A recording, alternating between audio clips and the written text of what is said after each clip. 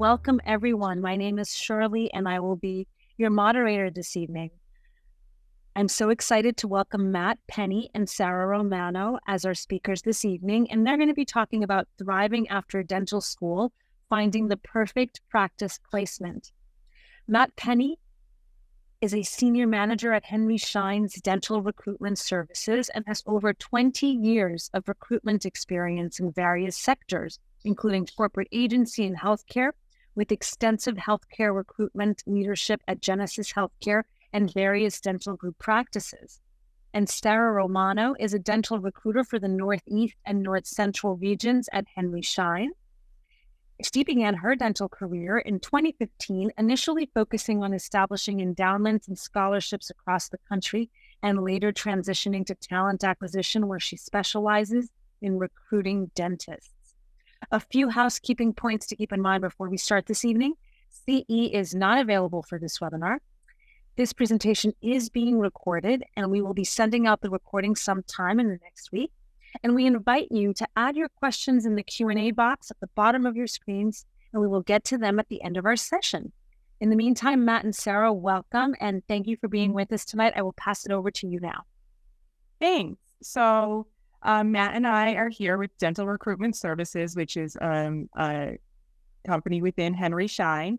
And this series, or tonight, is the first of a series that we will be doing about thriving after dental school. So we want to set you up for success. What do you do right after graduation? And even really before, how do you prepare for that day where you'll be getting your license and joining a practice somewhere? So we're here with some what we think are helpful tips. And tonight we're going to be focusing on compensation and finances, and just from a recruiter's point of view, how you can be the most successful in your interviews when talking about salary, and also things that factor into your salary. So this first slide is just an overview of kind of what we want to discuss tonight. We're going to be discussing buying a practice versus just joining a practice as an associateship, compensation and all that goes into your compensation, and then really when to have these conversations. I know sometimes it can be kind of awkward, or even you don't know when to bring up the conversation. So we're here to kind of give you some helpful tips and tricks, and also what to expect when you have your interviews with practices. So the first point that we want to begin with is buying a practice or becoming an associate right out of dental school. There's definitely pros and cons to each, and it really depends. I think you have to do a lot of soul searching when it comes to this about what your long-term goals are. So as a recruiter, I see a lot of students who want to just jump into a practice, gain that mentorship, have a steady paycheck. But I also see a lot of students who have dreamed of opening their own practice. So that's what they do. That's what they're looking to get into as soon as they graduate. And then there's kind of something in the middle that, Matt, I would say we see the most of is I'd like to work for a couple of years and join as a partner or be able to buy someone out. And I think that's, I would say that's the most popular route. But, Matt, what do you think?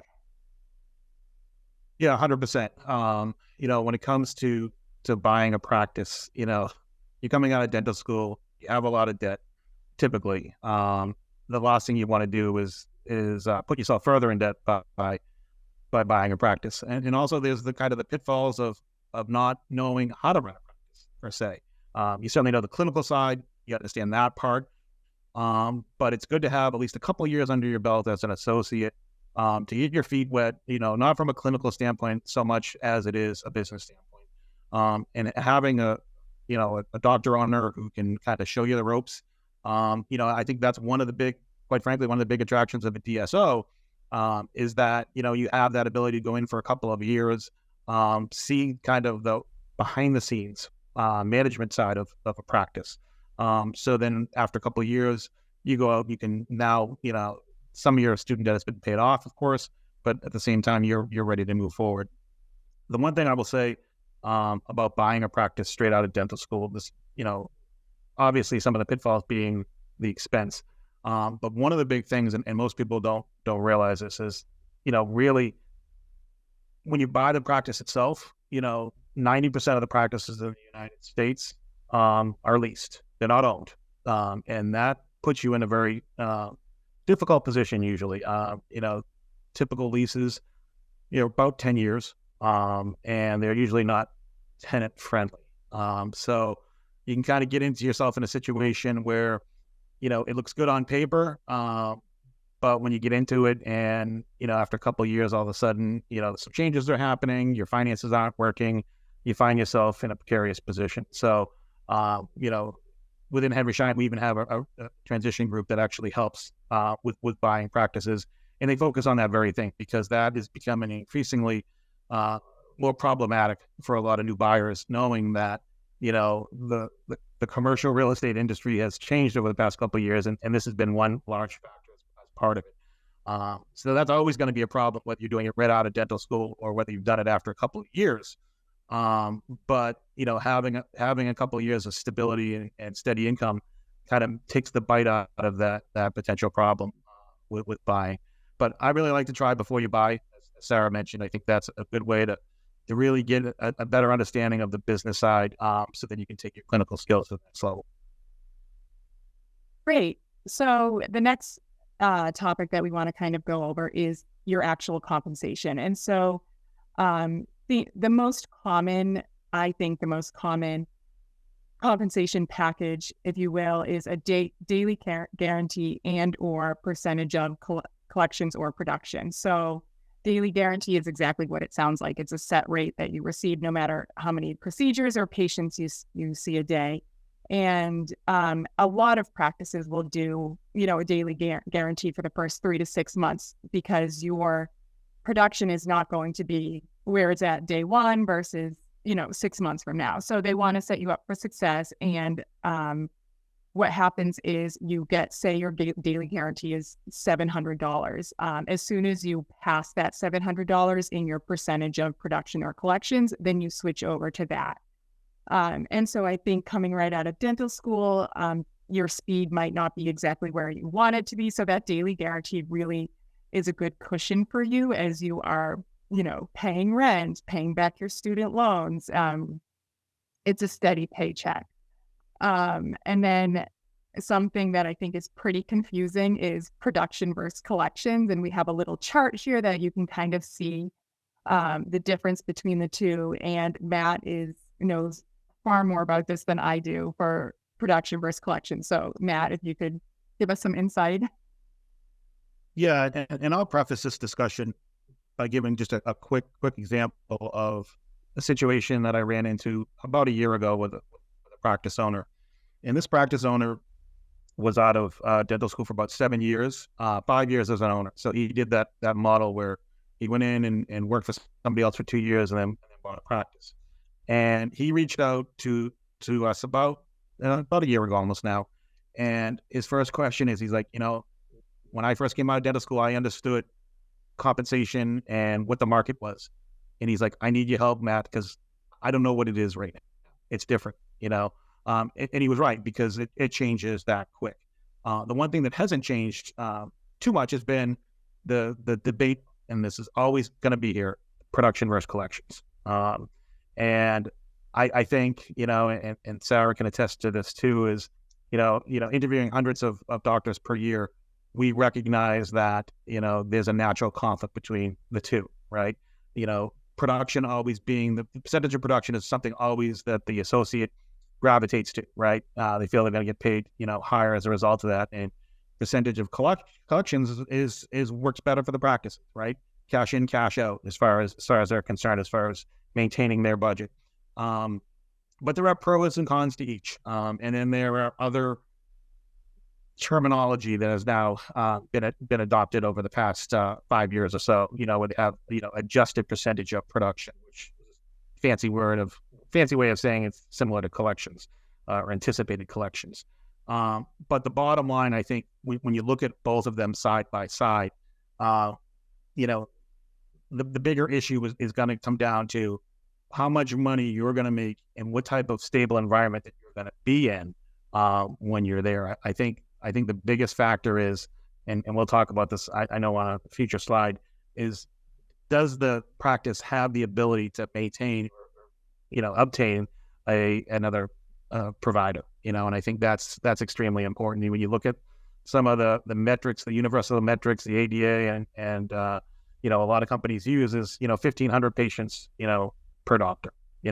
So that's and I actually saw it on Dental Nachos today, where they were mentioning that the toughest thing for a doctor owner to do is determine when is the right time to bring on associate, right? And that is tough because are you going to be you're going to be at 3,000 patients? Are you going to be at 2,500? Are you going to ramp them up? How are you going to be able to manage that? And what factors into that is this percentage of production versus collections, because really you have to have the cash flow to be able to determine that, right? And make sure that, that your new patient rate is where it needs to be, roughly 25 new patients per month per doctor. You need to be at those thresholds. And if you're not at those thresholds, then it puts the practice at risk, and that's something, obviously that you want to look at. So, really, I don't think there's a black and white answer to percentage of production versus collections.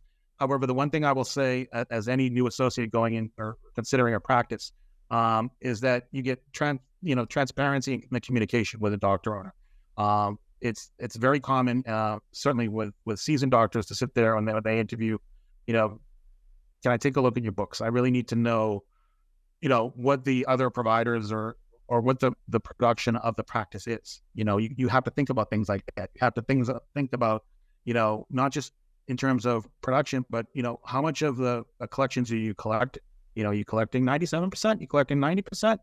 I'll tell you, if they're collecting below 90%, I would run. I've actually heard of practices that are writing off up to 30%, overall. And if they're writing off 30% to bad debt, you're not going to be making, $150,000, $200,000 a year plus. I can guarantee you that. So those are the things you really need to be around at least 90, preferably in that 97% range. So those are the things that you really have to consider when doing that. And you want to be in a practice, again, that's going to be transparent. That's going to sit there and say, yeah, here are our production numbers. Here's our write-offs. Understand what type of insurances they take. That's going to vary too. The payer source. All those things need to be factored in there. So as much as there's not, again, a clear black and white answer here, I think the takeaway really is, communicate with the doctor owner and take a look at their production numbers. I think that will guide you in the best direction in terms of, what your overall take home is going to be in year 1, year 2, year 3. And then also factor in, of course, the type of production that you're doing. Are you doing bread and butter dentistry, or are you doing something a little bit more advanced? So it's not an exact science. Each individual brings a little something different to the table. And conversely, the same thing on the practice side. So, it is something, if you have, a mentor from dental school, you can speak to certainly recruiters or other people, other doctors who've been out for a number of years. They'll be able to give you some good guidance here as well. And I just want to add to that, Matt, and it sort of goes along with work-life balance, but really, if you only want to work 2 days a week, that's going to be your percentage of production. So, if you are working 5 days a week, 40 hours a week, obviously your bottom line is going to be much higher than if you're doing 2 or 3 days a week. So that's just something to keep in mind when you're looking at a practice and looking at what your life is going to look like. So I just wanted to quickly touch on benefits and insurance and kind of how they affect really your bottom line. So when you're looking at your benefits package, I think sometimes we kind of just brush them off, but they can really affect, I would say, how much you make or how much your paycheck is, what is taken out of your paycheck. So health insurance, I see a wide range of how this is presented. I would say it's becoming less and less popular for it to be 100% covered by the practice. Matt, correct me if I'm wrong.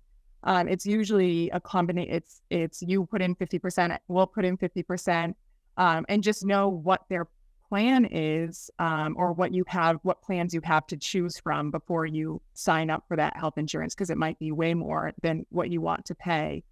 Malpractice, I worked with a DSO that paid your malpractice 100%, and I've worked with other practices that you are in charge of your malpractice. Matt, do you know if there is, between private practice and DSO, do you know what is common? Is it common in private practice to have to pay your own and then a DSO would pick yours up?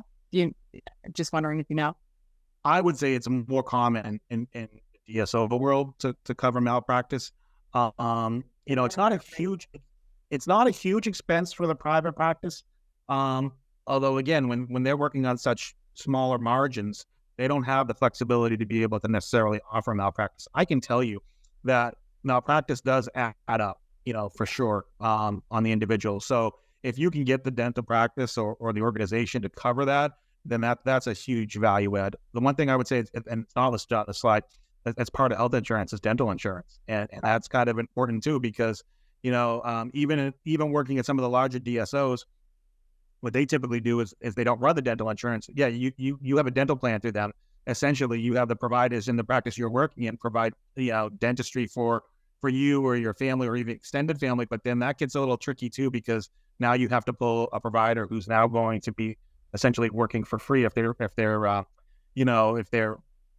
performing some type of procedure on your cousin from Indiana. Then it becomes a little bit of resentful situation. So look into things like that, because again, those are all value adds. PTO obviously is as well. I mean, that's, you certainly need time off. Is that going to get paid? Is that unpaid? Typically in the DSO world, it's unpaid, but over the past couple of years now, we've seen, because of the demand for talent, they're throwing in paid time off. So that has shifted a little bit. And as you'll see with sign-in bonus and relocation as well, for sure. So just one thing, and I'm sure that this is probably common knowledge, but I've run into a few people who have accepted a sign-on bonus and not realized that they still have to pay taxes on that sign-on bonus. So it could be a hefty sign-on bonus, but the heftier it is, the more taxes are taken out. So just keep that in mind. And then relocation assistance. There is a difference between a sign-on bonus and a relocation assistance. And just the sign-on bonus is just a check, and the relocation is either they pay for it and you have to work with the company as they're paying for it, or you have to submit receipts. So just be aware of the differences of those. The relocation will not just be a check that is given to you. And then CE allowance. If you choose to join a DSO, they often provide the CE that you want to do, but maybe there's a CE that you want to do that's not provided. So just ask, is it going to be paid for, or is this all coming out of my pocket? A lot of private practices pay for your CE, I would say. But that's something you can negotiate. So keep that in your back pocket. You can say I'd like an additional $1,000 for CE or something like that. And then insurance, we kind of already touched on this, but just the three major types of practices we see are PPO, fee for service. So that's just cash, and then Medicaid and Medicare. And I just wanted to put a little, not plug in, but for Medicaid and Medicare practices, they often see a lot of cash patients too. And I think that you can get some good experience at those practices. So I would just, when you're weighing your options, I would definitely look at all types of practices and see which one is best for you. And then that kind of leads us to the whole point of this webinar and when to have these compensation conversations. Some people are totally fine having them, but I would say for the most part, it's a really uncomfortable, like, when do you bring it up if the person that is interviewing doesn't bring it up? So Matt and I work for Dental Recruitment Services. We are essentially a recruitment agency. So if you have a go-between between yourself and the provider before you meet them, use us as a sounding board. We're here for you. And then if you're not, and you're just going out and applying to specific practices, learn about that practice first. Know where the location is. Sometimes you can think like, oh, it's the next town over, but look at the commute, look at traffic patterns, things like that. And then Matt and I were preparing for this. He pointed out to check out online reviews, because your patients are going to tell the truth about their experience, good and bad. And that's what you want to know. Because patient reviews also translates into how productive that office is. And then a little bit about our compensation, ask what their compensation packages before the office visit. You don't want to get there, fall in love with the office, and then realize that you can't swing it with what they're offering you. And your time is valuable, and so isn't theirs. So just be as prepared as possible before going into that office visit. And then know the terms of your contract before signing. Matt, I'll let you talk a little bit more about this one. Matt is much more versed in contracts than I am. Yeah, there is no. I hate to be the bearer of bad news here. There is no black and white answer on this bullet point either. But I can tell you that I think there's a growing trend for people to rush to a lawyer to have them look over a contract. My best advice is read through the contract as best you can. If something seems strange, you're out of line, you can certainly redline it and send it back. Without having to seek that of attorney.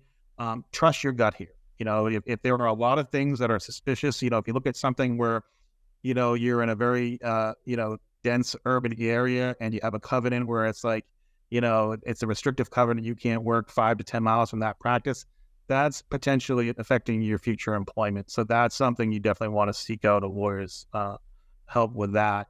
And that's kind of a basic one, but there were other areas where you really want to look closely at it. So certainly take your time to review the contract. And if there are enough red flags for you to sit there and say, you know what, I need a partner in here, then that's when you should seek out a lawyer. And sometimes, again, I've actually had, associates come and go to their mentor or, in dental school, go back to their mentor from dental school and run a contract by them. Perfectly acceptable. Recruiters, if they have a lot of experience, maybe, but that's probably, quite frankly, it's probably not your best option. Because again, they're by no means, legal beagles. They're not going to understand that part of it. Whereas, if you go to somebody who's kind of been down that road before, they've signed a few contracts, they kind of get that, I think that's extremely important. Just want to circle back here to the bullet, before that, we talk about, your time is certainly valuable. When is the right time?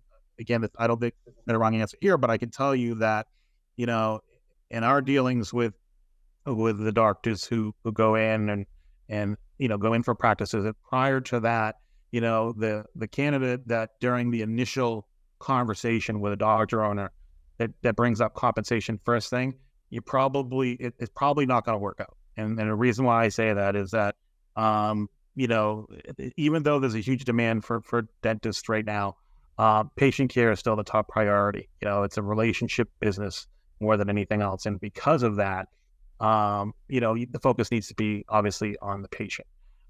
So if you come in and again, we get it, the anxiety of having student debt and trying to figure out how you're going to pay your bills and whatnot. Pay is important and we're not diminishing that. But from the practice owner's perspective, what's going to be able to pay the bills of the practice will be, a provider that has a good chair-side manner, or somebody that's a good, chemistry fit for the practice. And the compensation will follow for sure. If you're a producer, you're willing to listen to your mentor, kind of go that direction. So I think really the right time is, and to Sarah's point is, yes, certainly before you go in for a practice visit, but it's usually a conversation or two before you hit that milestone, and that's when you start talking about it. I just wouldn't start with that question. I would kind of keep that in your back pocket, and if it was a second or third conversation, then it's realistic to talk about comp. And I mean, it really, again, I wish I had like a more like direct answer, but it depends. We still have some offices that their first interview, they want to interview you in person. So, and maybe that's the time to ask, but I think the main point is don't lead with, well, what is the compensation? Exactly. And they, offices know it's important to you too, but I think get to know each other first, because maybe compensation you won't even get that far. So we just, we have a few more minutes here, and these are just some questions that we commonly either go over or have asked to us as recruiters. So the first one is, how many providers are in the office? That's going to really affect how much production you will have. How many new patients are they getting a month? Right now, about 25 new patients a month per provider. And then how many patients are they seeing per day? And kind of how Matt touched on this earlier, what type of patients are they? Are they just hygiene patients? Are they, like today, I had to go to the dentist and I was just a hygiene patient. And so if the doctor came in and did a check, but that's not going to be a huge compensation point for him. But they did do treatment planning, and I will be going back for crowns. And then what is the practice's expectation of you, the candidate? And this is pretty much the most common question I get from new grads. What is expected of me? And I think it probably is a little bit scary going into a practice, and the first day, what if you see your schedule and there's 50 patients on there, and you're not quite sure how you're going to handle that. Know what is expected of you before you go in. And Matt, I'll let you jump in here and also take the payer mix. Yeah, again, I think the payer mix here is really important. I think there's a stigma when you talk about Medicaid, right? So with the advancements, in dental office technology, specifically when it comes to scheduling, I've seen some 50% plus Medicaid practices where their providers, are making well over $200,000 a year because it's the new software is working for them. And what I mean by that is, they're trying to eliminate as many no-shows as possible by using the tech platform to do that. They're doing ghost schedules where necessary. So the downfall, I guess, of that, if you will, would be, kind of the continuity of care. That's typically associated with a Medicaid practice. But I would also say there's a gravitational push now towards fee-for-service. A lot of dental practices are looking at their books, looking at the numbers, sustainability, and they're like, you know what, we're dropping some of these insurance carriers. Like they're getting to a point where they're just going straight fee-for-service, because it puts a burden on the practice, it puts a burden on the patient. So all of these different type of how things are getting paid, and combine that with the fact that the insurance companies are not keeping up with inflation. And because that's such a critical piece, there's only so much you can push back on the patient before the patient walks away.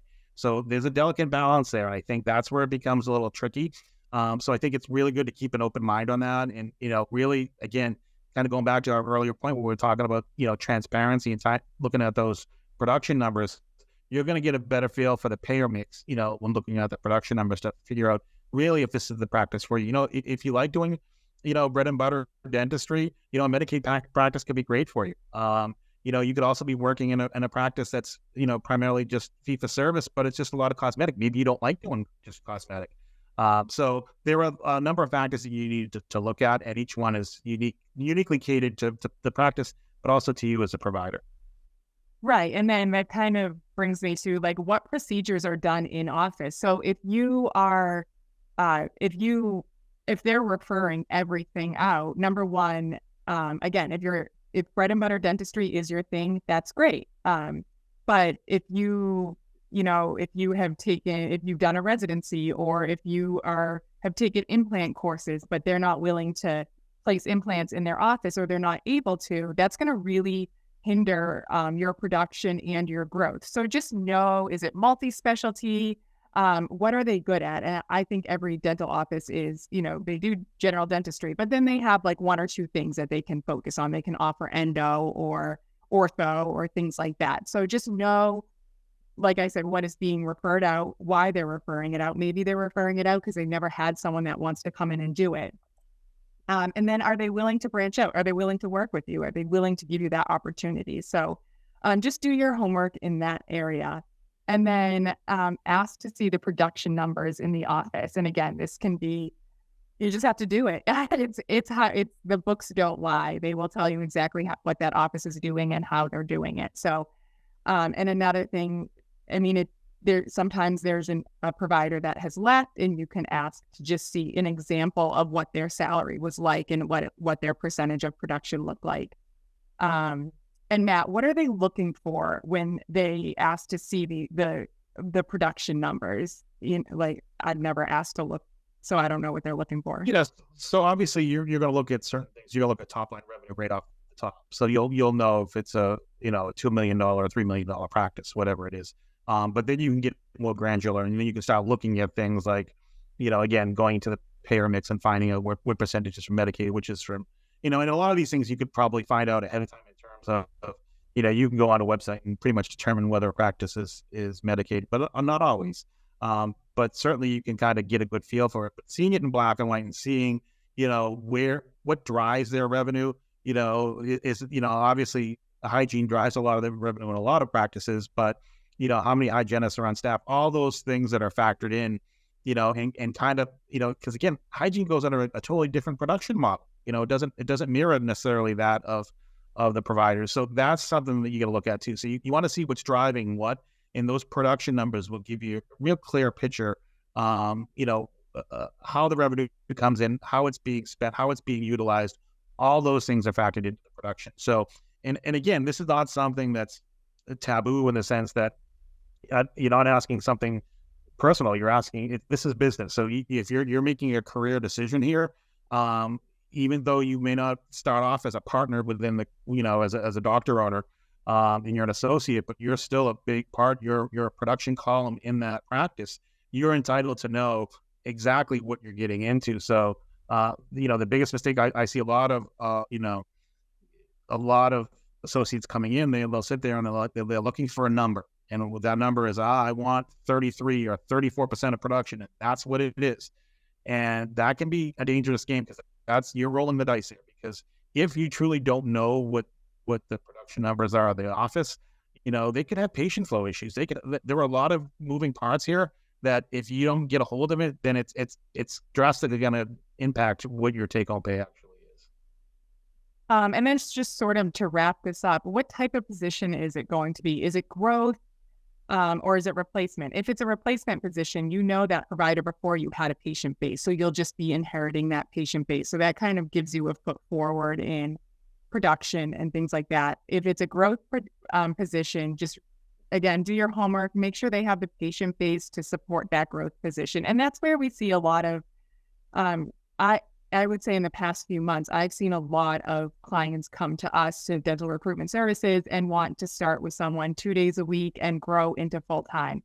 And that's kind of where, I think we talked about it a few slides back. It's hard for an office to bring on a growth position because that means for the past few months, they are either turning away enough patients to support a new doctor, or their current doctor is working double time. So, just find out why it's a growth position. And then lastly, the history of the practice. How long have they been in that community?